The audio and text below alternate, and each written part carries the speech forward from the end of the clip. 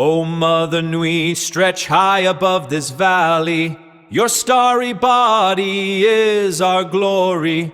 Then see the hawk of yonder Rahur quit, his fiery splendor, oh so mighty. He brings a light for all our weary souls. He makes the broken spirit whole.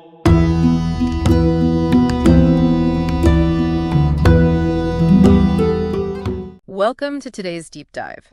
So imagine trying to describe something so immense, so absolute, that, human language just completely breaks down. Looking through this stack of esoteric, Kabbalistic texts we're using today, they all hit this wall when decoding Kether. Right, yeah, the crown. Yeah. It's the absolute topmost node on the tree of life. We're really looking at how these thinkers conceptualize the literal origin of, well, all existence. Yeah, like the spiritual spark before the Big Bang. But the wild thing for you listening is that to understand the start, the texts say we have to understand nothing. And they mean that literally. Kether is called Ayin, which translates to nothingness. But we have to be careful here. It's not an empty void. Oh, so it's not just like empty space. No, not at all. It's actually perfectly unified and so intensely full that our complex human brains just can't process it. Right. Because we can't grasp it, it appears to us as no thing. Okay, let's unpack this for the listener. Think of it like a blinding white light. That light actually contains the entire color spectrum. Right, all colors at once. Yeah, exactly. But because our limited senses are so overwhelmed, we just register a blank void. It's just too much of everything.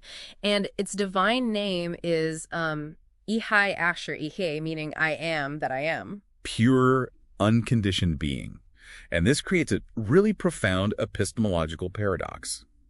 Our intellect simply cannot simultaneously hold on to that infinite source and structured logical knowledge. That makes sense. You essentially have to forfeit logic to experience the infinite. Exactly. But then the question becomes, if Kether is this uncontainable blinding light, how does it actually manifest into the universe we know? Right, why doesn't it just vaporize us? Well, the texts use a really vivid metaphor here, the beard. Wait, the beard? Yeah, the dikna of a rich Anpin.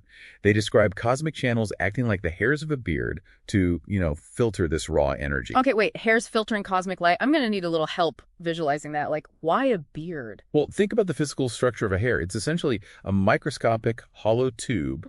So a single hair takes a massive, uncontainable source energy from the body and channels it into a highly restricted, focused strand.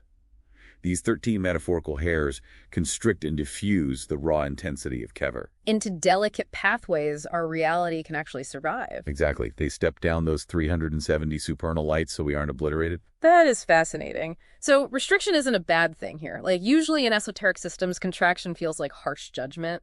But here, contraction is, mercy. It's the ultimate act of mercy. Without those metaphorical hairs, the lower worlds would be gone. It redefines mercy not just as an emotion, but as a foundational, structural necessity for the cosmos. Which really shows you how incredibly delicate the balance of our everyday reality truly is. But, I'm hitting a wall here. Yeah, we just said Kether is an incomprehensible, blinding singularity. How can a normal person actually interact with something that massive? That feels like a huge leap. It does, but these traditions provide highly practical mechanisms. Like in Jewish tradition, there's a mathematical bridge. The gematria, or numerical value of Kether, is 620. Ah, right, which perfectly matches the 613 biblical commandments plus the 7 rabbinic commandments. Precisely. The text argues that performing these highly specific, mundane physical actions literally acts as the grounded wire to draw Kether's infinite light down. Oh, wow. And we see a similar grounding mechanism in Hermetic Kabbalah, too, right? With the tarot. Yes. Kether corresponds to the 4 aces in a tarot deck. Why the aces specifically, though? Because an ace isn't a realized scene.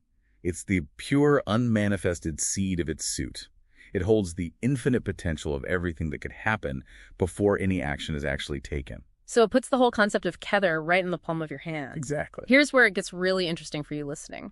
Kether is simultaneously this completely unreachable, mind-breaking origin point, yet it's entirely accessible through a daily action or a card draw. That's the ultimate paradox. Kether operates on cyclical teleology. Cyclical teleology, meaning the end is wedged in the beginning. Right.